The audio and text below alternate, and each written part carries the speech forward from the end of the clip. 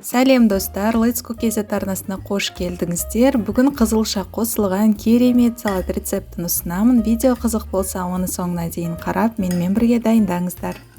Ең алдымен қызыл немесе ақ пиязды майда 4 бұрыш етіп турап аламыз. Пияз үлкен болғасын, мен оның жартысын ғана қолдандым. Енді пиязды бөлек ыдысқа салып, оған 1 шай қасық қант пен 1 ас қасық алма сірке суын қосып, араластырып, осылай қалдырамыз. Бұны біз пияздың ащысын кетіру үшін істейміз. Ал ол уақытта 1 үлкен қайнатылған қызылшаны 4 бұрыш етіп турап аламыз. Барлығын терең ыдысқа саламыз.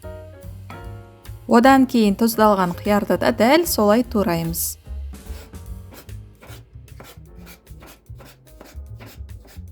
Оны да қызылшаның қасына қосамыз.